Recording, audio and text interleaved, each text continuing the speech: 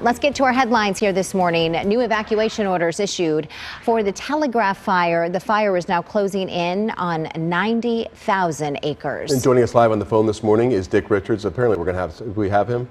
No, we're still making a phone call. But okay. Let's talk about what we talked about with Dick last week. And yeah. He was saying that he was cautiously optimistic that they were getting a handle on this fire, that the outskirts of Miami that were threatened. Did you say yes, we have them? No.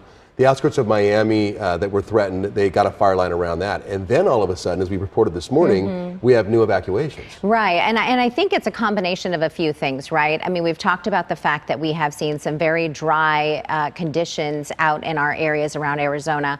There's a drought really across the West. We're not the only state undergoing some of these concerns when it comes to fire danger. But the issue now is the heat. And of course, you couple that heat with some of the wind, it makes for trouble. So now we do have him on the phone this morning is Dick Richards, the lead PIO for the Telegraph Fire. Dick, good morning to you. And goodness, we have now more evacuations. What's changed with this fire? Really picked up activity yesterday afternoon. It's just the weather and the fuels conditions are really unprecedented. We had a spot fire that went across our line along Pioneer Pass Road, and then that pressed towards Highway 77, and then we would start doing some burnout operations on long contingency line we had. That was doing fine, but that spot fire is pushed across Highway 77 right now. Okay. So Dick, explain to us, for people who don't know what you're talking about, I mean, it just goes to show you that in conditions like this, how tenuous those lines can be. Tell us exactly what happens when you get one of these spot fires that goes across your line. Explain how it works.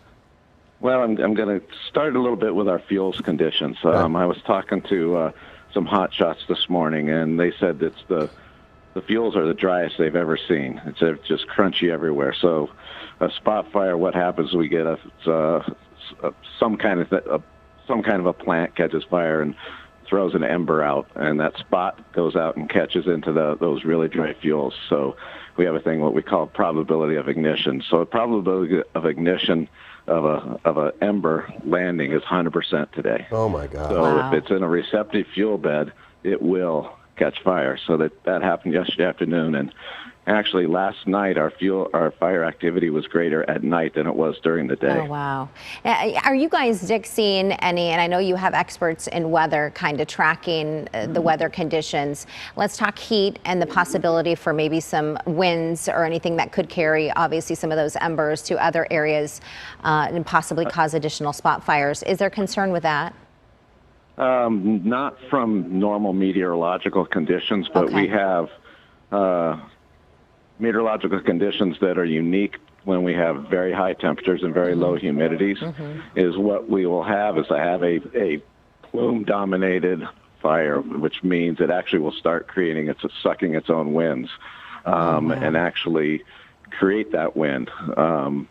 So we had that condition last night at 3 o'clock in the morning, which is highly unusual. Usually our fire activity decreases. So just these ridiculously high temperatures and ridiculously low relative humidities are really problematic. And also it's very hard on our firefighters. Yeah, I can only imagine, because a lot of them end up camping out. I mean, after working as hard as they're working, and it's hard for them to get relief. Okay, so El Capitan, I've never been to that community.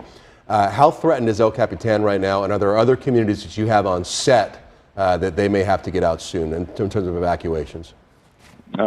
Yeah, Gila County actually just put Dripping Springs into go, which is even further south.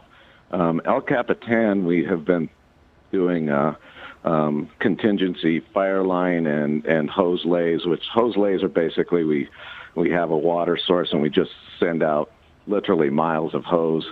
Every 100 feet, there's another layer of hose going off that has nozzles on it. So bulldozer lines.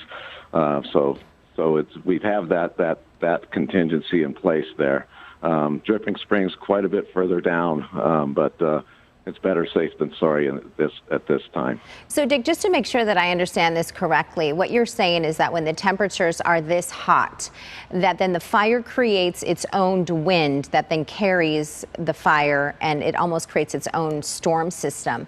How do you all plan to fight the blaze at that point. What is the plan moving forward? Well, at this point, what we're doing is patrolling along State Route 77 and pushing and starting to get line around where it has crossed State Route 77. If it gets too dangerous, we will not put our firefighters in harm's way. We just don't do that. Our firefighters are and public are our main resource, but we can't do that. So they will be working the edges of fires and patrolling and engaging when it's safe to do so. Dick Richards, thank you so much. The main information officer now on this big Telegraph Fire, now one of the biggest in Arizona's history. And again, you heard we just had a brand new evacuation order for a community south of El Capitan as well. So Dick, thank you for all you and your team are doing up there and for all those men and women on those fire lines. I know that is hot, dirty, dusty work, and we really appreciate what you're doing up there. Thank you, Dick.